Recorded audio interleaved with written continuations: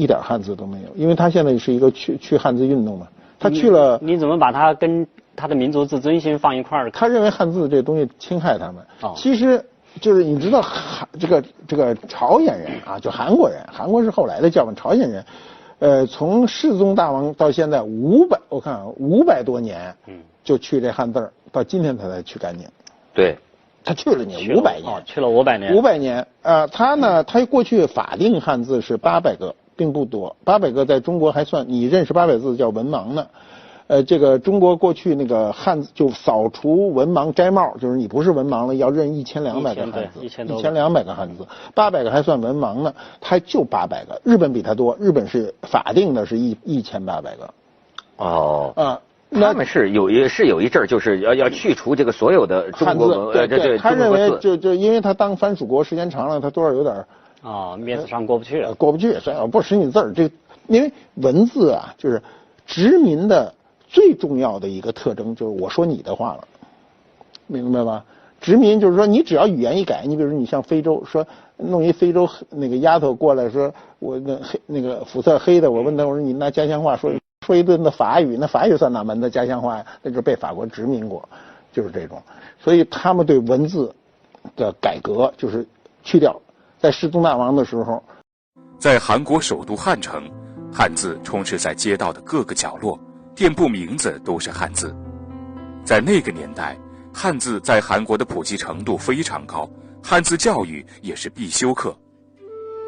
但是在1970年，当时的韩国政府下令实施韩文教育，将汉字从教育机构和官方文件中彻底抹去。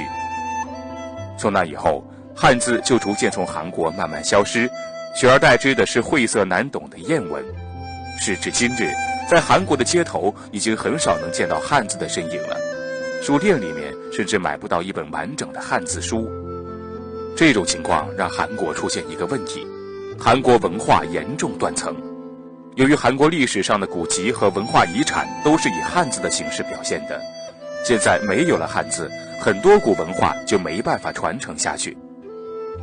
而且韩文作为表音文字，有大量的同音字词，人名与地名出现了严重混淆问题，还导致了很多官方文件和书本上的内容很难理解。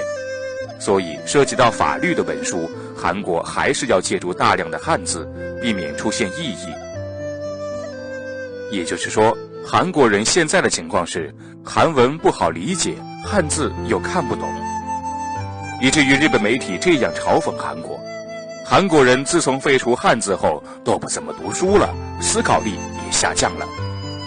这些问题的出现曾引起社会混乱，大批韩国民众聚会在一起，要求恢复汉字。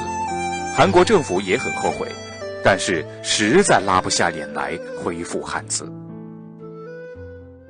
这个问题我经常被问的。有啊。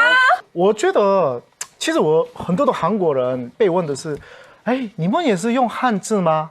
你们会写汉字吗？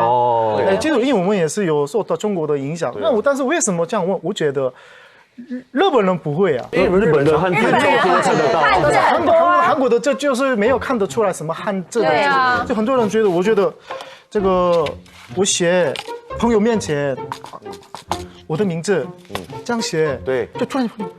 哇，你是天才！怎么会用汉字写啊？你的名字啊，觉得。但是你们汉字是不是都只认得你们的名字而已？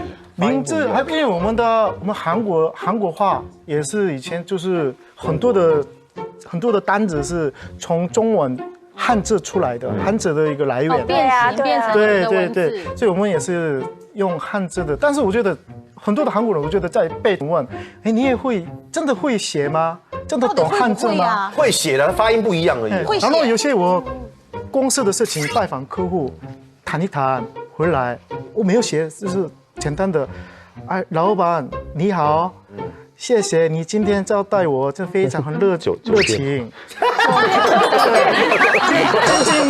津怒敬上，我简单的这样写而已。那马上老板掉电话给。哇，你是很优秀哎！这个一个韩国人怎么会写这么复杂的汉字？你也会打？我觉得我们还觉得很轻松，知道吗？